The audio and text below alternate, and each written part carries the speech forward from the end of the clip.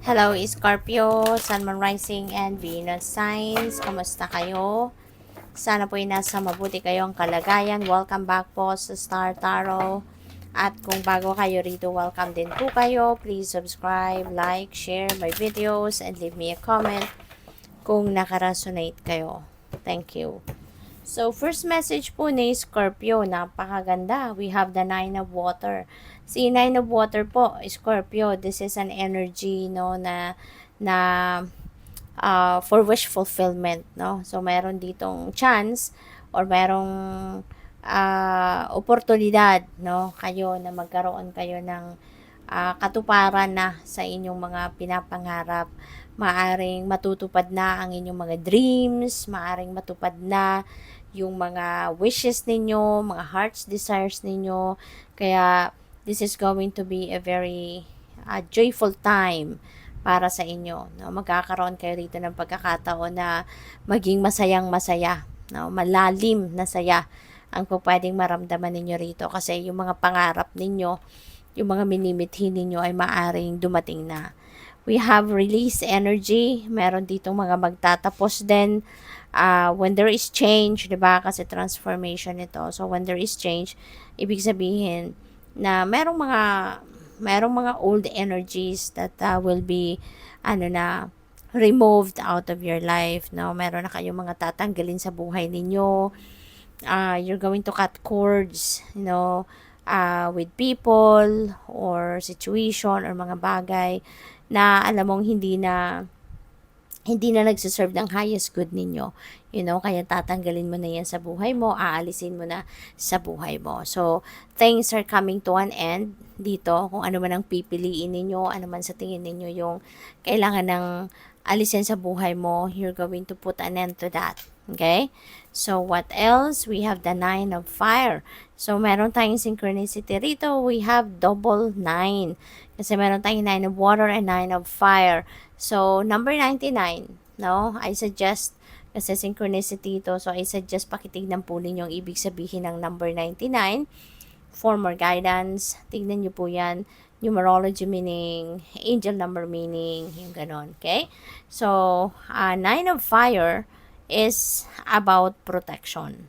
Maaring meron ditong bagay or sitwasyon dito or possessions, pwedeng material possessions din ito na poprotektahan ninyo. Or maybe you are going to protect your energy.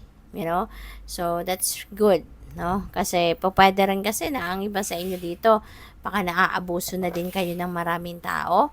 Maaaring you are very compassionate, matulungin ninyo, you are doing good deeds, no? Most of the time, kaya po pwedeng naaabuso na kayo ng mga tinutulungan ninyo. Kaya maybe it's about time na para mag-set kayo ng boundaries, protect your energy, na hindi kayo dumating sa pagkakataong kayo ay magagalit na, mabibwisit na, yung mga ganun, no? Kaya, kailangan ninyo na mag-ano na kayo, tawag dito, build na kayo ng healthy personal boundaries. Okay? So, tignan natin kung ano pa ang mga kaganapan for Scorpio. So, we have the serpent. Ayan. So, this is a time for healing. So, this is really beautiful. Kasi, lalo-lalo na kung meron kayong physical ailments. For some of you, baka meron kayong physical ailments na iniinda. So, now is the time also na makakaramdam na siguro kayo or magsisimula na kayo makaramdam ng paggaling. Maaaring ngayon magsisimula na kayo makaramdam ng pag-improve ng inyong vitality, pag-improve ng inyong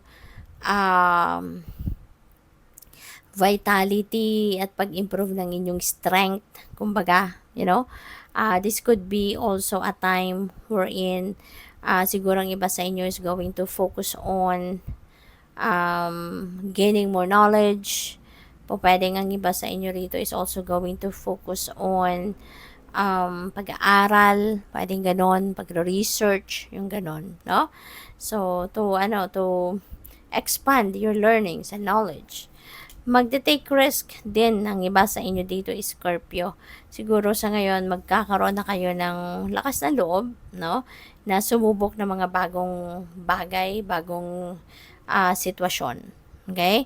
There could be opportunities na hindi mo mahihindian, pero it might require you to take risk, you know? So, maaari din na maging handa na rin kayo para dyan. Baka marirealize din ninyo na it's about time na din para mag-grow ka.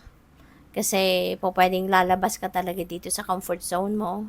Susubo ka ng mga bagong sitwasyon or bagong bagay na, alam mo yun, hindi yun yung cup of tea mo. But, maybe you will be, you will be convinced na din na it's about time na para mag-ano ka naman, mag-grow na, kumbaga, no?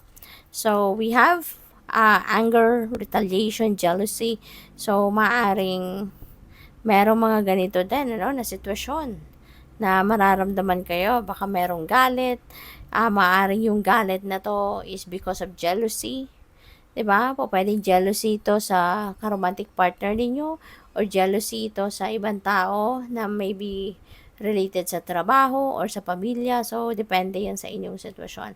But, yeah, sana maiwasan ninyo na hindi na lang kayo mag-retaliate, ano? Sana kumalma na lang kayo or kalmahin ninyo yung sarili ninyo. Kasi, 'di ba, pag galit tayo, kadalasan tayo lang din naman yung nahihirapan in the end. Kasi kapag galit tayo, nakakapagsalita tayo ng hindi maganda, nakakasakit tayo ng damdamin ng iba sa mga sinasabi natin, 'di ba? And then the end, tayo yung nagigilty. Kaya sana hindi kayo umabot sa puntong talagang magiging galit kayo, na mag-outburst kayo, yung gano'n. Sana things will be still under control. Okay? Para hindi kayo umabot sa ganong stressful na sitwasyon. So, we also have 19, pride. Baka umandar ito, no? Sana hindi. Sana wag ninyong paandarin ang pride ninyo. Kasi, just like anay, 'di ba? Si pride katulad na ng mga house, termites, na yan ang nagiging poison sa bahay. Yun ang nakakasira ng bahay. So, yung pride, ito rin yung poison sa relationship. Regardless kung anumang category ng relationship, kapag umandar ang pride, talagang bagsak, 'di ba? Na nasisira ang anumang klaseng relationship. Kaya sana wag ninyong paandarin, yung pride na yan. New beginnings, meron kayong mga bagong sisimulang, bagong ganap talaga. When you are releasing something, for sure, no, there is old energies that will be gone. Tapos you will face or you will welcome new beginnings, 'di ba? New energies. Kaya medyo hindi lang ito isa, no, na po pwedeng magsimula kayo ng bagong ganap. This could be more, 'di ba? Kasi beginnings ito. So, we also have perseverance. Probably, ang iba sa inyo rito is going to persevere.